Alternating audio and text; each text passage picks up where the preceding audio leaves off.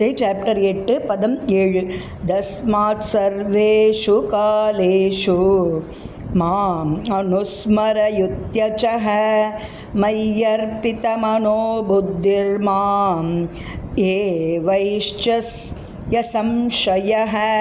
தஸ்மாத் எனவே, சர்வேஷு எல்லா காலேஷு நேரத்திலும், மாம் என்னை, அனுஸ்மர எண்ணிக்கொண்டு, யுத்ய போரிடு, ச மேலும், மை என்னிடம், அர்ப்பித்த சரணடைந்த, மன மனம், புத்தி புத்தி, மாம் என்னை, ஏவ நிச்சயமாக, ஏஷ்யசி நீ அடைவாய், அசம்சய ஐயமில்லை.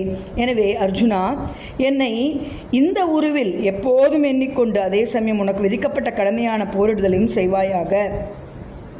உன்னுடைய செயல்களை எனக்கு அர்ப்பணித்து உன்னுடைய மனதையும் புத்தியையும் என்னில் நிலைநிறுத்துவதன் மூலம் நீ என்னையே அடைவாய் என்பதில் ஐயமில்லை.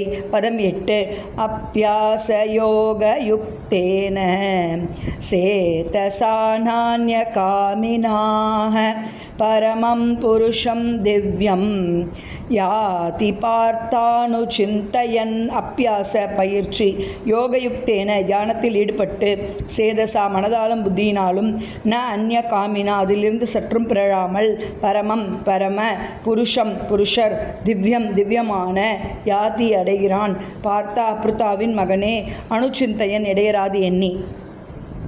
பரமபுருஷ பகவானான என்னை தியானித்து எப்போதும் தனது மனதை என்னை நினைப்பதில் ஈடுபடுத்தி இவ்வழியிலிருந்து சற்றும் பிறழாது பயிற்சி செய்பவன் பார்த்தனே நிச்சயமாக என்னை அடைகிறான்.